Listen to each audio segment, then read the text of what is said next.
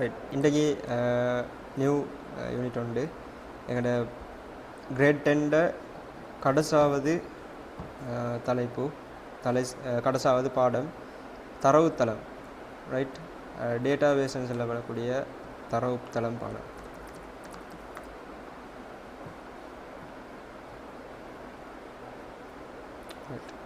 தரவுத்தளம்னு சொல்கிற விஷயம் ஆங்கிலத்தில் டேட்டாபேஸ்ன்னு அழைக்கப்படுன்னு தெரியும். ரைட் இந்த பாட்டை நான் அப்படி விட்டுட்டு போகிறேன். 9.1 தரப்பட்டி தரவுத்தளம் பற்றிய என்ன கரு சரி, அதாவது தரவுத்தளம்னு சொன்னால் என்ன, அதாவது தரவுத்தளம் என்ற தியரி என்ன சொல்லவாருன்றது தான் 9.1 தரப்பட்டி சரி. தரவுத்தளம் ஒன்றின் இன்றியமையாமையை ஆராய்வோம். நீங்கள் தரவு தகவல் ஆகியன பற்றிய விளக்கத்தை முதலாம் அத்தியாயத்தில் பெற்றுள்ளீர்கள். ரைட் எங்களுக்கு தெரியும் தரவு என்று சொன்னால் என்ன, தகவல் என்று சொன்னால் என்ன, தரவுக்கும் தகவலுக்கும் இடையிலான வித்தியாசம் என்னன்னு சொல்கிற விஷயம் தெரியும். ரைட் இதில் யாருக்கும் டவுட் இல்லைன்னு நினைக்கிறேன். நான் ஆல்ரெடி 2-3 முறையை பற்றி விளங்கப்படுத்திக்கிறேன். தரவு என்று தகவல் என்று சொல்கிற தரவுகளை முறை வழியாக்கி பெற்றுக்கொள்ளப்படுவது தான் இந்த தகவல்கள்.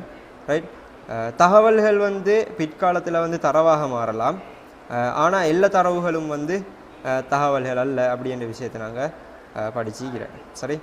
ஸோ இந்த விஷயம் கிளியர். இங்கு தரவுகளை எவ்வாறு ஒழுங்குபடுத்தப்பட்ட முறையில் பதிவு செய்ய முடியும் என்பது பற்றி ஆராயும். ரைட் இந்த பாடத்தை பொறுத்த வரைக்கும் டேட்டாஸோட சம்மந்தப்பட்ட பாடம். ரைட் தலைப்பிட பேரே தரவுத்தளம் டேட்டாபேஸ். ஸோ இது மொத்தமாக தரவுகளோட டேட்டாஸோட சம்மந்தப்பட்டதாக காணப்படும். இப்போ இங்கே நாங்கள் டேட்டாஸ் பற்றி தான் ஆய்வு செய்ய போகிறோம், அனலைஸ் பண்ண போகிறோம். இந்த டேட்டா தரவுகள் பற்றி தான் நாங்கள் ஆராய போகிறோம். ரைட் அதிக எண்ணிக்கையான தரவுகளை ஞாபகத்தில் வைத்திருப்பது கடினமாகும். அவ்வாறான சந்தர்ப்பங்களில் தரவுகளை எழுதி வைத்திருப்பது ஒரு தீர்வாகும். இதனை கைமுறை தரவுத்தளம் என அழைப்பர். மேனுவல் டேட்டாபேஸ்ன்னு சொல்லப்படுறது. அதாவது நிறைய தரவுகள் எங்கள்கிட்ட தரப்பட்டா, உதாரணத்துக்கு ஒரு வகுப்பு எடுத்துக்கொண்டோம்னு சொன்னால் 10 பேர் ஈகிற ஒரு வகுப்பில் 10 பேருடைய 8 பாடங்களோட மார்க்ஸ்ன்னு வைப்போமே, 10 பேருடைய 8 பாடங்களோட மார்க்ஸ். ரைட் அப்போ 80 புள்ளிகள் வருமாங்க அப்படி தானே. 10 பேருடைய 8 பாடங்களோட மார்க்ஸை எங்களுக்கு சென்னால் எங்களுக்கு ஞாபகம் வச்சுக்கொள்ள இயலும் அப்படின்னு சொன்னால் அது சாத்தியம் இல்லாத ஒரு விஷயம். ரைட் எங்களால் அது ஞாபகம் வச்சுக்கொள்ள முடியாமல் தான் நீக்கும்.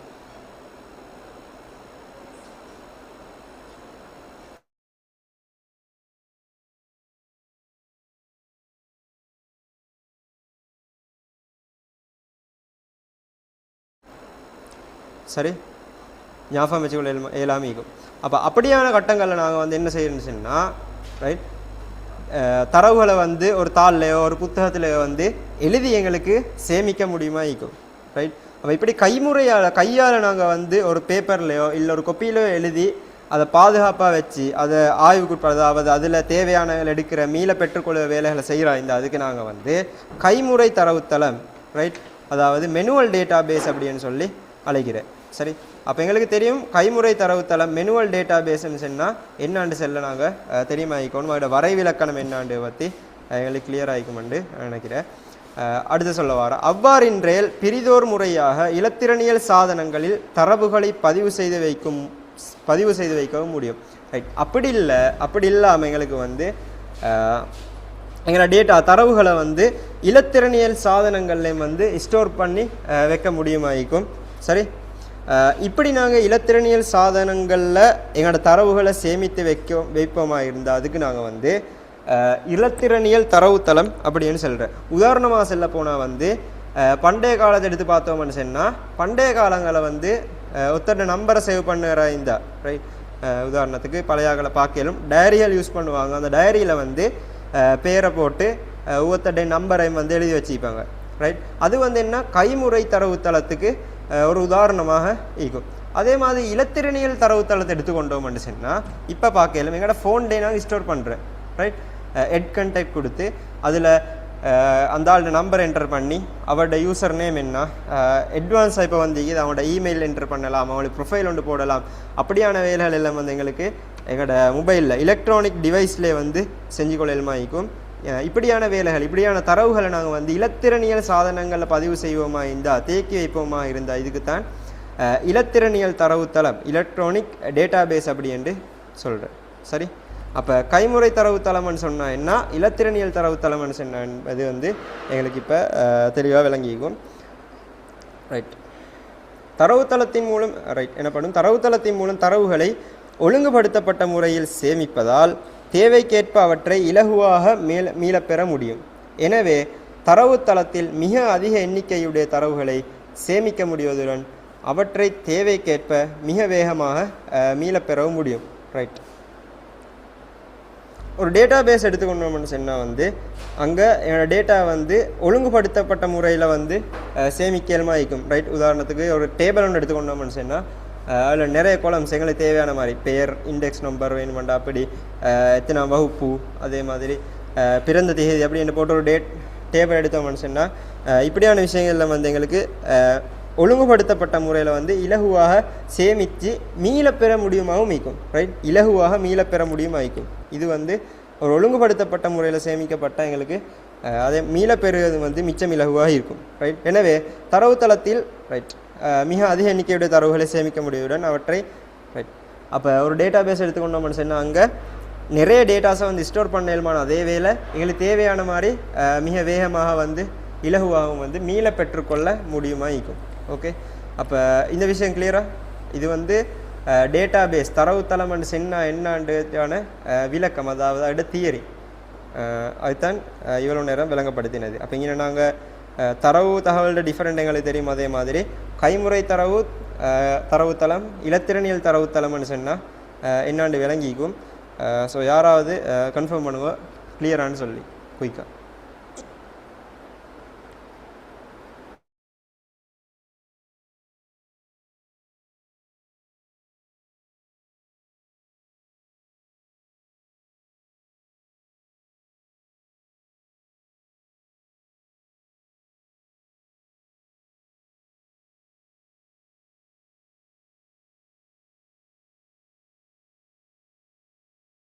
ரைட், ஒருத்தர் கிளியர்னு மெசேஜ் போட்டிக்கிற ஒருத்தருக்கு தானே கிளியர், மற்றவங்களுக்கு கிளியர் இல்லையா? கிளியர் இல்லாட்டி கிளியர் இல்லைன்னு போட்டால் நான் எகெயின் எக்ஸ்பிளைன் பண்ணுவேன். ஏதாவது ஒன்று ரிப்ளை பண்ணுவேன். கிளியர் கிளியர் இல்லை அப்படி.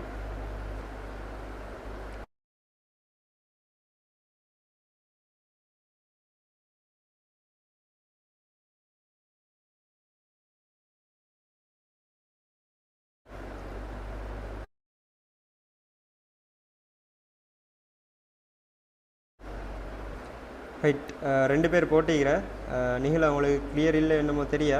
அப்படி கிளியர் இல்லாட்டி மெசேஜை போடுங்க, செட்டில் போடுங்க, ஜூமில் எக்ஸ்பிளைன் பண்ணி விட்டேன். எக்ஸாம்பிள் உதாரணம் தந்திக்கிற வந்து அடுத்தது, உமது நண்பர்களின் பெயர்களை ஞாபகத்தில் வைத்திருப்பது இலகு என்னும் அவர்களின் பெயருக்குரிய தொலைபேசி இலக்கங்களை ஞாபகத்தில் வைத்திருப்பது கடினமாகும். இதற்காக பெயருடன் தொலைபேசி இலக்கத்தை புத்தகம் ஒன்றில் எழுதி வைப்பதன் மூலம் அல்லது கையடக்க தொலைபேசியிலே சேமிப்பதன் மூலம் தேவைக்கேற்ப இவற்றை பெற முடியும். இவ்வாறான தொலைபேசி இலக்க விவரங்கள் அடங்கிய தரவுகளை எளிய தரவுத்தளமாக கருத முடியும். ரைட், அப்போ இப்படி நாங்கள் ஆல்ரெடி சொன்னது மாதிரி புக்கில் நோட் பண்ணி வச்சுருந்தாலும் தான், ஃபோனில் நோட் பண்ணி வச்சுருந்தாலும் தான், இதை வந்து எங்களுக்கு ஒரு எளிய தரவுத்தளம் என்றதுக்கு உதாரணமாக ரைட் எளிய தரவுத்தளமாக வந்து இதுகள் எங்களுக்கு கருதலாம் அப்படின்னு சொல்லி எங்களோட புக்கில் உதாரணத்துக்கு சொல்லப்பட்டி. ரைட், தரவுத்தளத்தின் வரைவிலக்கணம்.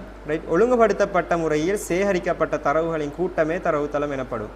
ரைட், தரவுத்தளம் ஒன்று எப்படி காணப்படும்ன்றா முக்கியமாக வந்து ஒழுங்குபடுத்தப்பட்ட முறையில் வந்து சேகரிக்கப்பட்ட தரவுகளின் கூட்டம் தான் இந்த தரவுத்தளம்னு சொல்கிறேன். நார்மலாக எங்களுக்கு தெரியும் தரவுத்தளம்னு சொல்லக்கோலே அங்கே தரவுகள் கூட்டமாக சேகரிக்கப்பட்டிருக்குமெண்டு, அதிலே வந்து ஒழுங்குபடுத்தப்பட்ட முறையில் சேமிக்கப்பட்டிருந்தால் அது வந்து தரவுத்தளம் அப்படின்னு சொல்லப்பட்டு.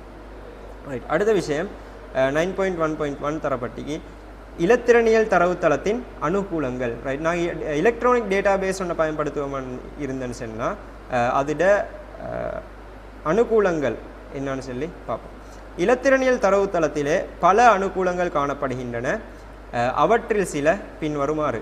ரைட், தகவல்களை வினைத்திறனுடன் தேடிக்கொள்ள முடிதல். ரைட், அப்படின்னு சொன்னால் என்னன்னு சொல்லி பார்ப்போம். தரவுத்தளத்தில் உள்ள அட்டவணைகளிலே தரவுகள் ஒழுங்குபடுத்தப்பட்ட முறையிலே பதியப்பட்டிருப்பதனால் வேண்டிய தகவல் அல்லது தரவை குறைந்த நேரத்தில் தேடிக்கொள்ள முடியும்.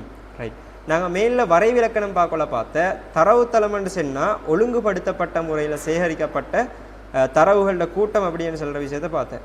ஸோ நாங்கள் அப்படி ஒழுங்குபடுத்தப்பட்ட முறையில் தரவுகளை சேமித்து வச்சுருந்தா வந்து ரைட் எங்களுக்கு மீள அந்த தரவு தேவைப்படக்கோல உதாரணமாக வந்து நாங்கள் ஒரு ஒழுங்குமுறையில் தானே கண்டெக்ட் நேம் என்ற இடத்துல உரிய நஃபர்ட பேர் கண்டெக்ட் நம்பர் என்ற இடத்துல வந்து அவங்களோட தொலைபேசி இலக்கத்தையும் சேவ் பண்ணி வச்சுக்கிறதால எங்களோட சர்ச் பாரில் போய்த்து கண்டெக்ட் நேமை வந்து நாங்கள் சர்ச் பண்ணுவதோட வந்து இலகுவாக அந்த பேருக்குரிய நம்பரை வந்து இனம் காணலும் ரைட். அப்போ அது மாதிரி தான் நாங்கள் ஒழுங்குபடுத்தப்பட்ட முறையில் பதிவு செஞ்சிருந்தா வந்து எங்களுக்கு குறுகிய நேரத்தில் ரைட் ஈஸியாக வந்து எங்களுக்கு அதை வந்து ரீட்ரை பண்ணி மீள தேடி எடுத்துக்கொள்ள எலுமாயிக்கும். அதே மாதிரி ஏபிசிடி என்ற எங்களோட எல்ஃபபெட் ஆர்டரில் நாங்கள் வந்து ஆர்டர் பண்ணி வச்சுருந்தா சோர்ட் பண்ணி எங்களுக்கு வந்து ஏக்கு நேர ஏல இருந்து ஜி வரைகிற ஆர்டருக்கு எங்களுக்கு எங்களோட தேவையான தகவல்களை வந்து மிக குறைந்த நேரத்தில் வந்து பெற்றுக்கொள்ளக்கூடியதாக இருக்கும்.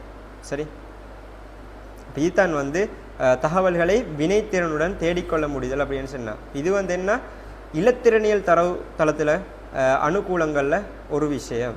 ரெண்டாவது விஷயம் நாங்கள் பார்க்க போகிறோம் வந்து இலகுவாக பிரதிகளை பெற முடிதல். பிரதின்னு சொன்னால் கொப்பி. இலத்திறனியல் தரவுத்தளங்களை மிக இலகுவாக பிரதி எடுக்க முடியும் ரைட். எலக்ட்ரானிக் டேட்டா பேஸ் ஒண்டி ரைட் அப்படின்னு சொன்ன எங்களுக்கு எனக்கு அதே விஷயம் இன்னொரு இடத்துக்கும் தேவை இல்லாட்டி இன்னமொத்தருக்கு நான் ஷேர் பண்ணணும். வெண்டிக்கிற நாங்கள் உதாரணத்துக்கு கண்டெக்ட் லிஸ்ட் எடுத்துகிட்டு போகிறேன். அது மட்டுமல்ல டேட்டா பேஸ் இன்னும் நாங்கள் டேட்டா பேஸுக்கு உதாரணம் நிறைய செல்லலாம். நாங்கள் தொடர்ந்து வரக்கூடிய இதுகளில் வந்து பார்ப்போம், உதாரணங்கள் நிறைய வரும். இப்போவுக்கு பேசிக்கு நான் இப்படி சொல்லிட்டு போகிறேன். பிரதி எடுக்க முடிதல்னு சொல்ல வர என்னன்னு சொன்னால் பென்டிக்கிற என்ற ஒரு 10 கண்டெக்ட் ஈகிற ரைட் அவங்க எல்லாட்டையும் கண்டெக்டை வந்து நான் இன்னமொத்தருக்கும் அனுப்பணும். சரி, அப்போ எனக்கு மிச்சம் லேசான வேலைன்னா அது அவ்வளோத்தையும் வந்து காப்பி பண்ணி ரைட் ஒண்டா வந்து செலக்ட் பண்ணி எங்களுக்கு அனுப்பலாம் இலத்திறனியல் தரவுத்தளமாக இருந்தால். அதே நான் ஒரு கொப்பியில் எழுதியிருந்தால் என்ன செய்யலாம்? இப்போ நான் இன்னும் ஒரு தாளில் எகெயின் அதை வந்து எழுதித்தான் அதை அனுப்பக்கூடியதாக இருக்கும். அப்போ இலத்திறனியல் தரவுத்தளம் ஈக்கிறதால வந்து எங்களுக்கு ஈஸியாக வந்து அதை காப்பி பண்ணி இன்னமொத்தருக்கு அனுப்பக்கூடியதாக அது ஈக்கும். சரி, அப்போ வந்து பிரதி எடுக்க வந்து மிச்சம் லேசாகிக்கும். ரைட். மூணாவது விஷயம் தரவுகளை சேமிப்பதற்காக மிக குறைந்த இடம் அல்லது கொள்ளளவு போதுமாக இருத்தல். கைமுறை மூலம் அதிக தரவுகளை கொண்ட தரவுத்தளத்தை கையாள அதிக பௌதிக இடம் தேவைப்படும். இலத்திறனியல் சாதனங்கள் மூலம் தரவுகளை சேமிக்க மிக குறைந்த இடம் கொள்ளளவு போதுமானது. ரைட். நாங்கள் வந்து உதாரணத்துக்கு எடுக்கணும்னு சொன்னால் ஒரு 100 பேரோட கண்டெக்ட் நம்பர்ஸை வந்து நாங்கள் சேவ் பண்ணி வைக்கிறாய்ந்தா உதாரணத்தை ஒரு கொப்பியில் நாங்கள் ஒரு டைரியில் நோட் பண்ணி வைக்கிறாய்ந்தா ஒரு நான் 100 பேர்னு சொல்ல போகல வந்து ஒரு 20 பேஜ் மட்டும் போகும். சரி, அப்போ நிறைய கண்டெக்ட் வர அந்த தாளோட எண்ணிக்கை அதிகரித்து ரைட். அப்போ அந்த டைரி ஃபுல்லாக என்ன பண்ணால் என்ன செய்யும், அதை வைக்கிறதுக்கு கூட இடம் தேவை ரைட். அப்போ அந்த டைரியில் இடப்பரப்பொண்டு அங்கே எடுக்கப்படும். அது மாதிரியில் நாங்கள் இலத்திறனியல் தரவுத்தளம் ஒன்று சேமித்து வச்சோம்னு சொன்னோம் ரைட். சின்ன ஒரு கேபியோ எம்பி கணக்கோ ஒரு ஸ்பேஸ் தான் எங்களோட ஸ்டோரேஜில். உதாரணத்துக்கு எங்களோட இப்படி ஒரு ஸ்டோரேஜில் ஒரு டேட்டா பேஸ் சேவ் பண்ணுறேன்னு சொன்னால் இங்கே ஒரு சின்ன இடம் ஒன்று தான் எங்களுக்கு இங்கே எடுக்கப்படுவதாகும்.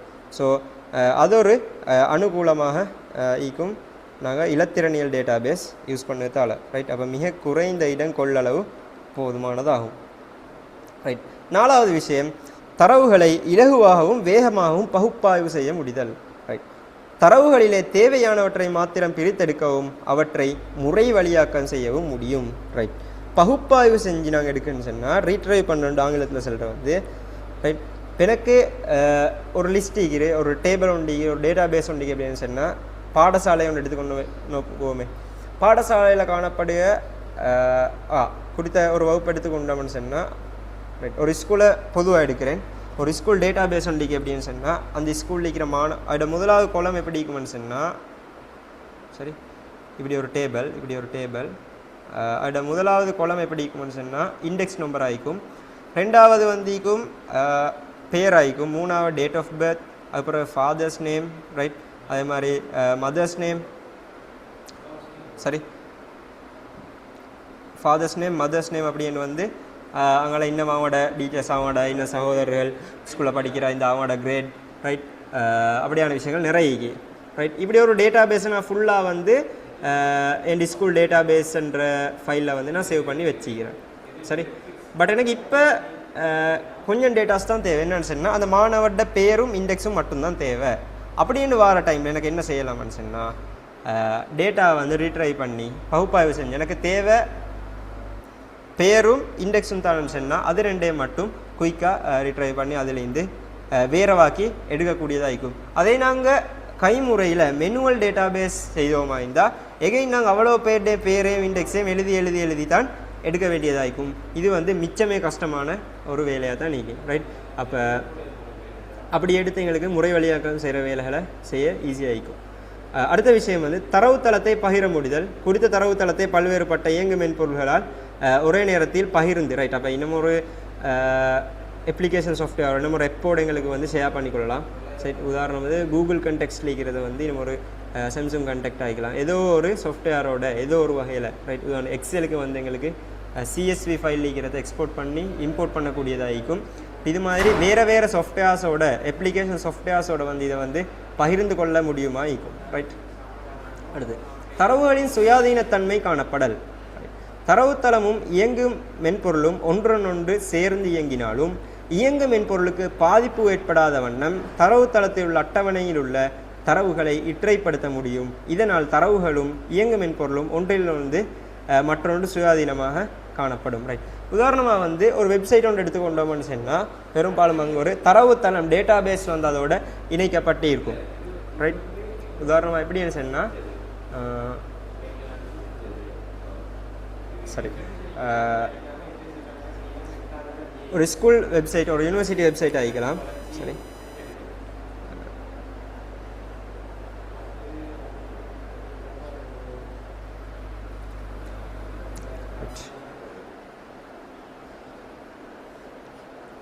இது காலேஜ் வெப்சைட் எடுத்துக்கொண்டோம்னு சொன்னால் இங்கே பார்க்கலும் இது ஒரு வெப்சைட் ஒரு எப்பண்டு விலைக்குள்ளையிலும் இங்கே பார்க்கலும் எங்களோட டேட்டாஸ் வந்து இன்செர்ட் பண்ணப்பட்டிக்கு பர்சனல் டீட்டெயில்ஸ், அது மாதிரி அட்ரஸ் டீட்டெயில்ஸ், கண்டெக்ட் டீட்டெயில்ஸ், அதே மாதிரி குவாலிஃபிகேஷன், லாங்குவேஜ், அச்சீவ்மெண்ட், அதே மாதிரி அட்டெண்டன்ஸ் அப்படின்னு சொல்லி அனைத்து விஷயங்கள் வந்து இங்கே ஸ்டோர் ஆகி சரி. அப்போ முன்னால் இது ஒரு வெப்சைட்டாக தோன்றினாலும் ஒரு அப்ளிகேஷனாக இயங்கு மென்பொருளாக தோன்றினாலும் இங்கே ஒரு தரவுத்தளம் மட்டும் பின்னால் ஒர்க் பண்ணி கொண்டு சரி.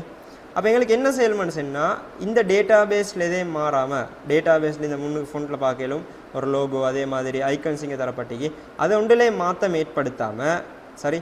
உதாரணத்துக்கு ரைட் ரைட் என்னோடய வில்லேஜில் நான் வந்து ஒரு சேஞ்ச் ஒன்று கொண்டு வரணும். ஸோ நான் இங்கே சேஞ்ச் பண்ணுறேன்னு சொன்னால் பார்க்கலும் எஸ்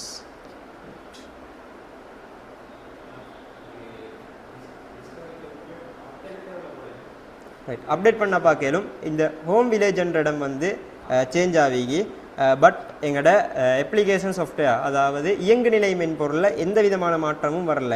ஆனால் எங்களோட வில்லேஜ்ன்றது மாறிக்கு இது வந்து எங்கே மாறிக்கும்னு சொன்னால் எங்களோட தரவுத்தளத்தில் மாறிக்கும். அப்போ இது வந்து தரவுத்தளம் வேறு எங்களோட இயங்கு நிலை மென்பொருள் வேறவாக சுயாதீனமாக செயற்பட்டு கொண்டிருக்கிறதுக்கு ஒரு உதாரணம். அதாவது எங்களோட எப்போ நாங்கள் முன்னால் மாற்றினாலும் வந்து பின்னால் இருக்கிற எங்களோட டேட்டா பேஸில் தான் மாறுமே ஒழிய அந்த இயங்கு நிலை மென்பொருளில் எந்த மாற்றமும் ஏற்படாது. அப்போ சுயாதீனமாக இயங்கக்கூடியது. அதே ஒரு கொப்பி ஒன்று நாங்கள் எடுத்து ஒரு டைரி ஒன்றில் நாங்கள் நம்பர் ஒன்று நோட் பண்ணோம்னா என்ன செய்யணும், அங்கே அதை வெட்டிட்டு ரைட் அதை வெட்டிட்டு நாங்கள் ரிட்டர்ன் எழுதணும் அப்படி தானே. அப்போ அந்த இடத்துல வெட்டினத்துக்கான அடையாளமிக்கும் அதே வேலை முன்னால் விளங்கக்கூடியதாக இருக்கும் சரி.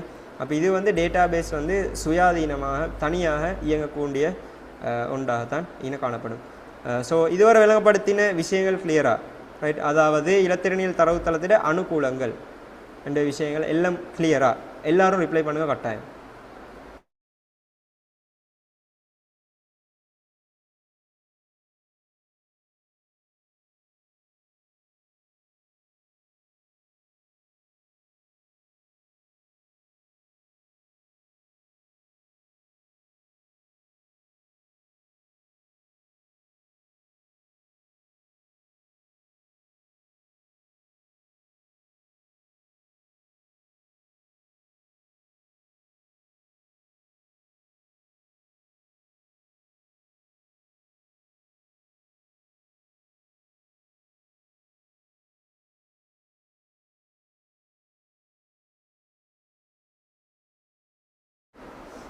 சரி, ஓகே.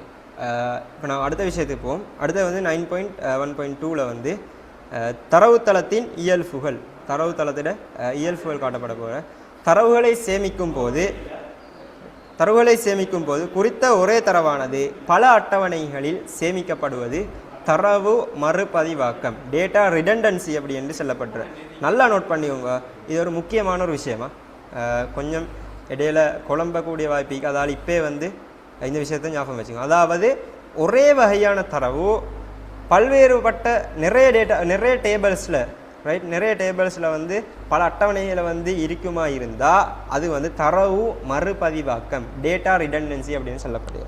உதாரணத்தை பார்த்தோம்னு சொன்னால், ரைட், இந்த துண்டு வாசிட்டே போகிறேன். குறித்த பாடசாலையிலே மாணவர்களின் பெயரானது அவர்களின் அனுமதி அட்டையிலும், ரைட், அட்மிஷன் கார்டு, ரைட், நூலகத்தின் அங்கத்துவ அட்டையிலும் தனித்தனியாக எழுதப்பட்டுள்ளது. இந்நிலையில் குறித்த ஒரு மாணவரின் பெயரில் மாற்றம் ஏற்படின் அதனை ஒவ்வொரு அட்டையிலும் தனித்தனியே மாற்றம் செய்ய வேண்டும். இங்கு அஞ்சனா எனும் மாணவியின் பெயர் அஞ்சனா செல்வராஜா என மாற்றப்படும் சந்தர்ப்பத்தை கருது. உதாரணத்தை பாருங்க, இது வந்து இந்த மாணவர்ட அட்மிஷன் கார்டு. சரி, இங்கே பார்க்கலும் மாணவர் இண்டெக்ஸ் நம்பர் தரப்பட்டிக்கு, அதே மாதிரி பெயர் தரப்பட்டிக்கு, பிறந்த திகதி, அது மாதிரி அட்மிஷன் டேட், அதே மாதிரி கார்டியன் நேம் தரப்பட்டிக்கு. இது வந்து இவருடைய அட்மிஷன் கார்டு. ரெண்டாவது அவருக்கு அதே ஸ்கூலில் லைப்ரரி மெம்பர்ஷிப் கார்டு ஒன்று கொடுக்கப்பட்டிருக்கிற. இங்கேயும் பார்க்கலும் அந்த மாணவன்ட சரி பெயர் வழங்கப்பட்டிருக்கு. அதே மாதிரி புத்தகத்தின் பெயர் அது வந்து நூலக அங்கத்துவ அட்டவணை வேண்டியதால் புத்தகத்திட பெயர், அதை பெற்ற திகதி, ஒப்படைக்க வேண்டிய திகதி, இதெல்லாம் ஓகே. சரி, இங்கே ஒரு விஷயம் கவனித்துக் கொள்ளணும். நாங்கள் என்னென்னு சொன்னால், மாணவர் பெயர் அப்படி என்று சொல்கிற விஷயம் சரி, இந்த ரெண்டு அட்டவணைகளையும் தரப்பட்டிக்கு, அட்மிஷன்லேயும் தரப்பட்டிக்கு, அங்கத்துவ அட்டவணை லைப்ரரி மெம்பர்ஷிப் கார்டுலேயும் வந்து இந்த ரெண்டு விஷயமும் தரப்பட்டிக்கு. ஸோ இப்படி நாங்கள் ரெண்டு அட்டவணையிலேயும் ஒரே விஷயம் வந்தால் இதுக்கு வந்து டேட்டா ரிடண்டன்சி அப்படின்னு சொல்லப்படுது. இப்போ என்ன விஷயம்னு பார்த்தா, இங்கே பிரச்சனை என்னான்னு சொன்னால், இப்போ இந்த மாணவியோட பெயர், உதாரணம் இந்த மாணவி அஞ்சனா அண்டிக்கிற மாணவியோட பேரை வந்து அஞ்சனா செல்வராஜ் அப்படின்னு சொல்லி மாற்றோன்னு சொன்னால், உதாரணத்துக்கு நான் நல்லா கவனிக்கணும். இந்த அட்மிஷன் கார்டில் எங்களுக்கு அஞ்சனா செல்வராஜன் இங்கே மாற்ற வேண்டிய நிலைமை ஏற்படும். அதே மாதிரி இந்த இடத்துல அஞ்சனா செல்வராஜ் அப்படின்னு சொல்லி ரெண்டு இடத்துல நாங்கள் மாற்ற வேண்டிய நிலைமை ஏற்படும். இப்படி டேட்டா ரிடண்டன்சி இங்கே காணப்படுமாக இருந்தால் சரி. அதே மாதிரி இந்த டேபிளை நான் இப்படி மாற்றி அமைச்சிருந்தா, உதாரணத்துக்கு சொல்கிறேன், மாணவர் அனுமதி அட்டை என்ற விஷயம் இப்படியே இருக்கும், ரைட். நூலக அங்கத்துவ அட்டை என்ற இடத்துல இந்த மாணவர் பெயர் என்ற இடத்துல மாணவர் இலக்கம் என்ற இதை போட்டு இந்த பெயரை இல்லாமாக்கியிருந்தா, மாணவர் இலக்கம் எங்களுக்கு தெரியும், எங்களோட சுட்டிலக்கம் வந்து யூனிக்கானது, தனித்துவமானது, எங்களுக்கு ஈக்கிற இண்டெக்ஸ் வந்து இதுக்கு முந்தி வந்த ஆக்களுக்கோ இதுக்கு பிறகு வரப்போகிற ஆக்களுக்கோ கொடுக்கப்படாது, ரைட். அது தனித்துவமானது தானே, எங்களுக்கே உரியது. எப்போவும் அதில் அந்த நம்பர் வேறொருத்தருக்கு போகாத ஒரு விஷயம். ஸோ அதில் எப்போவும் மாற்றம் ஏற்படாது, நிலையானது என்ற காரணத்தால் எங்களுக்கு நூலகத்துவ அட்டையில் வந்து பேரை போடாமல் மாணவர் இலக்கத்தை போட்டிருந்தோம்னு சொன்னால், இந்த மாணவர் இலக்கத்துக்கே நேரிக்கிற இந்த அஞ்சனான்னு சொல்கிற விஷயத்தை அஞ்சனா செல்வராஜ் அப்படின்னு சொல்லி மாற்றினா கவனிக்கலும் இங்கே மட்டும்தானே ஒரே ஒரு இடத்துல மாற்றம் வருமே ஒழிய, ரைட். நூலகத்துவ அட்டவணையில் வந்து மீள மாற்றம் ஏற்படுத்த வேண்டிய அவசியம் ஏற்படாது. அப்போ எங்களோட டேட்டா ரிடண்டன்சி வந்து தவிர்க்கப்படும். சரி, அப்போ தரவு மறுபதிவாக்கம் அப்படின்னு சொன்னால் நல்லா விளங்கணும். குறித்த ஒரே தரவானது பல அட்டவணைகளில் சேமிக்கப்படுவதுதான் டேட்டா ரிடண்டன்சி அப்படின்னு சொல்கிறோம். சரி, இங்கு தொடர்பு நிலை தரவுத்தள அட்டவணைகள் பயன்படுத்தப்படின் தரவு மறுபதிவாக்கம் நடைபெறுவதை தவிர்க்க குறைக்க முடியும். கீழே தரப்பட்டுள்ள அட்டவணைகளின் மாணவர்களின் பெயர் ஒரு அட்டவணையில் மட்டும் பதிவு செய்யப்படுவதை அவதானிக்கலாம். சரி, இன்னொரு விஷயம் நோட் பண்ணிக்கோங்க, மாணவர் இலக்கம் இந்த இடத்துல வந்திருந்தாலும் இதுவும் தரவு மறுபதிவாக்கம் தான், இல்லாமல் இல்லை. ஏன்னா மாணவர் இலக்கம் இங்கே வந்திக்கிறதானே, ஸோ அதுவும் வந்து டேட்டா ரிடண்டன்சி தான். பட் நாங்கள் ஒரு சேஞ்ச் ஒன்று செய்ய போக்கல வந்து ரெண்டு இடத்துல மாறி செய்ய வேண்டிய அவசியம் மட்டும் வாரல, ரைட். நாங்கள் மாணவர் இலக்கத்தால் இங்கே இனம் காணணும்னு சொன்னால் இங்கே வந்து பார்த்தா இங்கே ஒரு இடத்துல மாறிக்கும். ஸோ அந்த மாணவரை வந்து எங்களுக்கு ஈஸியாக வந்து இனம் கண்டுகொள்ள ஏழ்மாயிக்கும், ரைட். இந்த விஷயத்தை பார்ப்போம். தொடர்பு நிலை தரவுத்தள அட்டவணைகள் பயன்படுத்தப்படின் தரவு மறுபதிவாக்கம் நடைபெறுவதை தவிர்க்க அல்லது குறைக்க முடியும். கீழே தரப்பட்டுள்ள அட்டவணைகளில் மாணவரின் பெயர் ஒரு அட்டவணையில் மட்டும் பதிவு செய்யப்பட்டுள்ளதை அவதானிக்கலாம். ரைட், நான் ஆல்ரெடி உங்களுக்கு விளங்கப்படுத்தின உதாரணம் மாதிரி தான். மாணவர் இலக்கம் இங்கே தரப்பட்டீங்க, அதே மாதிரி பெயர், பிறந்த திகதி, அனுமதி பெற்ற திகதி, பாதுகாவலர் பெயர். ரெண்டாவது அட்டவணையில் பார்க்கலும் மாணவர் இலக்கம், புத்தகத்தின் இலக்கம், பெறப்பட்ட திகதி, ஒப்படைக்க வேண்டிய திகதி. மூணாவது பார்க்கலும் புத்தகத்தின் இலக்கம், புத்தகத்தின் பெயர், நூலாசிரியரின் பெயர். சரி, இப்போ மாணவர் இலக்கம் தான் எல்லாத்துலேயும் வந்து பொதுவாக இங்கே இந்த அட்டவணையில் பார்க்கலும் புத்தகத்தை ஒருத்தர் எடுத்தீங்க தினங்காணத்து வந்து அந்த ஆள்கிட்ட பெயர் பயன்படுத்தப்பட்டில்லை. சரி, பெயர் இந்த புத்தகத்தை அதாவது 2222 அப்படின்னு சொல்கிற இந்த புத்தகத்தை எடுத்தவர் இனங்காணத்துக்கு வந்து அவரோட பெயர் பயன்படுத்தப்பட்டில்லை. அவருக்கே உடைய தனித்துவமான அந்த மாணவர் இலக்கம்தான் பயன்படுத்தப்பட்டது. சரி, அப்போ இங்கே வந்து மாணவர் பெயர் 2-3 முறை வந்து மறுபதிவாக்கம் செய்யப்பட்டு இல்லை. அதே மாதிரி இங்கே பார்க்கலும் புத்தகத்தின் இலக்கம், எடுத்த புத்தகத்திட பெயர் இங்கே தரப்பட்டிருந்தாலும் இதுவரை என்ன புத்தகத்தை எடுத்த அப்படின்றதை காட்டுறதுக்காக வேண்டி வந்து சரி புத்தகத்திட இலக்கம் தான் இங்கே பயன்படுத்தப்பட்டது.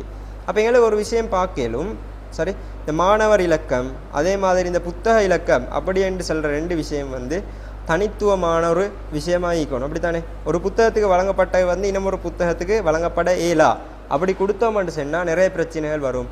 ஸோ இந்த புத்தக இலக்கம் மாணவர் இலக்கம் என்று சொல்கிற ரெண்டு விஷயம் வந்து தனித்துவமாக ஈகக்கூடிய விஷயங்கள். ஸோ இதை வந்து நாங்கள் அனைத்தையும் இனங்காணத்து வந்து பயன்படுத்தப்பட்டீங்க. அப்போ இதால் வந்து எங்களோட டேட்டா ரிடண்டன்சி மீள் பதிவாக்கத்தை தவிர்க்கலாம். அதே நாங்கள் வந்து பேரை போடணும்னு சொன்னால் எல்லா இடத்துலையும் வந்து பேரை இங்கே இந்த பேரையும் இங்கே யூஸ் பண்ணணும், இந்த பேரையும் இங்கே யூஸ் பண்ண வேண்டிய நிலைமை உண்டு வாரண்டு. இன்னும் போக போகாது நிறைய இடத்துக்கு பிரச்சனைக்குரிய விஷயமாக மாறுவதற்கான வாய்ப்பு வந்து மிச்சம் கூட. சரி, ரைட். ஏதாவது டவுட் செய்யுதா? அப்படி இருந்தால் கேட்கலாம் இடையில, இல்லாட்டி நான் மூவ் ஆகிக்கிட்டு போகிறேன். டேட்டா பேஸில் டவுட் கூடுதலாக வரக்கூடிய ஒரு பாடம் தான். ஸோ டவுட்ஸ் இருந்தால் கேட்டுவோம். ரைட், அடுத்த விஷயம் தரவுகளின் உறுதித்தன்மை துல்லியத்தன்மை பேணல். தரவுகளின் உறுதித்தன்மை அல்லது துல்லியத்தன்மையை பேணுதல். தரவு மறுபதிவை ரிடண்டன்சி நீக்குவதால் கட்டுப்படுத்துவதால் குறித்த தரவானது பல அட்டவணைகளில் பதிவு செய்வதை நீக்க அல்லது குறைக்க முடியும். இந்நிலையிலே தரவுகளின் உறுதித்தன்மை பேணப்படும். சரி, மேலுள்ள தொடர்புநிலை தரவுத்தளத்தை கருதுக.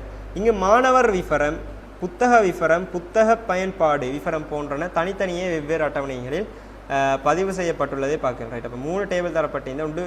ஸ்டூடெண்ட் டீட்டெயில்ஸ் அதே மாதிரி, புக் டீட்டெயில்ஸ் அதே மாதிரி, புக் யூசேஜ் அப்படின்னு சொல்லி 3 டேபிள் தரப்பட்டிருந்த இந்நிலையிலே மாணவரின் பெயர், புத்தகத்தின் பெயர் போன்றன ஒரு முறை மாத்திரமே பதிவு செய்யப்படுவதால் தரவுகளின் உறுதித்தன்மை பேணப்படுகிறது.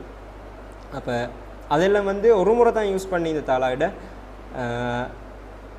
என்னன்னு சொல்கிறேன், அட தரவுட வந்து உறுதித்தன்மை வந்து துல்லியத்தன்மை வந்து பேணப்பட்டு. அடுத்த விஷயம் வினைத்திறன் அதிகரித்தல். தரவுத்தளத்திலே அட்டவணைகள் சிறந்த முறையிலே ஒழுங்குபடுத்தப்பட்டுள்ளதால் தரவுகளை பதிவு செய்தல், மீளப்பெறல் போன்ற செயற்பாடுகளை மிக வேகமாக மேற்கொள்ள முடியும். இதனால் வினைத்திறன் அதிகரிக்கும். இப்போ வினைத்திறன் என்று சொன்னால் வந்து பதிவு செய்தல், மீளப்பெறல் வந்து மிச்சம் லேசாக இருந்தால் வந்து வினைத்திறன் அதிகமாகி, துல்லியத்தன்மை அப்படின்னு சொன்னால் வந்து ரிடண்டன்சி அதாவது தரவு மறுபதிவு வந்து குறைவாக இருந்தால் வந்து துல்லியத்தன்மை, வினைத்திறன் என்றால் பதிவு செய்தல், மீளப்பெறுதல் ஈஸியாக இருக்கும். உதாரணத்திலே அஞ்சனா எனும் பெயர் அஞ்சனா செல்வராஜா என மாற்றப்படும் சந்தர்ப்பத்தை கருதுக. இங்கு குறித்த ஒரே தரவானது பல அட்டவணைகளில் பதிவு செய்யப்படுவதால் அட்டவணை 9.2 இவ்வாறான எல்லா இடங்களையும் தேடுவதற்கு அதிக நேரம் தேவைப்படும். சரி, இப்போ முதலாவது பார்த்த விஷயம் நாங்கள் பார்க்கலும்.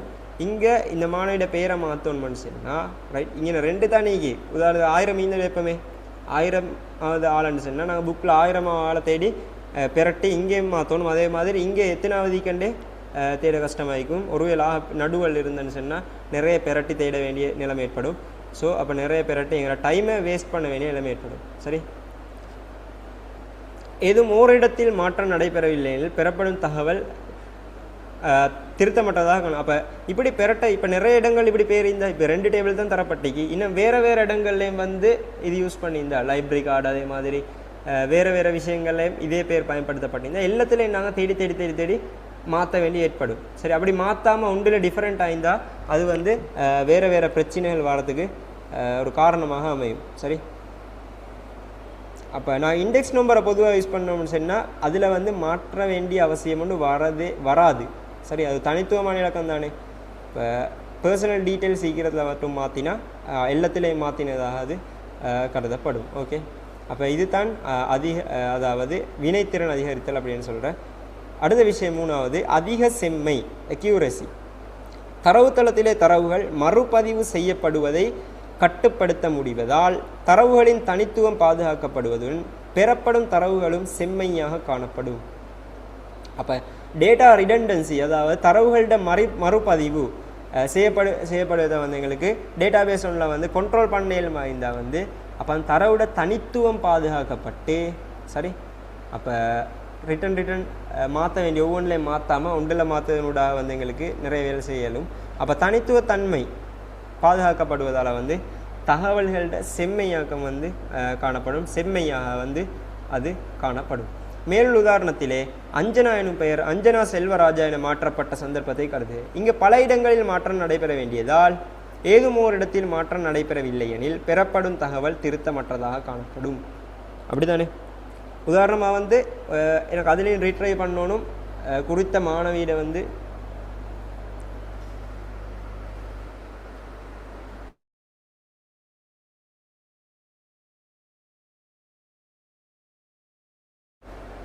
சரி மாற்றம் செய்ய வேண்டி ஏற்படும். அப்போ உதாரணத்துக்கு இண்டெக்ஸையும் பேரையும் எடுத்தோம்னு சொல்லி இன்னமும் ஒரு லிஸ்ட் ரிட்ரைவ் பண்ணுறேன், இன்னமும் லிஸ்ட் எடுக்கிற எடுத்தாளோட பேரையும் எடுத்த புக்கோட பேரையும் இப்படி எடுத்தால் ரெண்டும் டிஃப்ரெண்ட்டாகும் தானே. ஒன்றில் வந்து பேர் மாறியும் மற்றல பேர் மாறாமல் இருந்தால் நிறைய பிரச்சனைகள் வந்து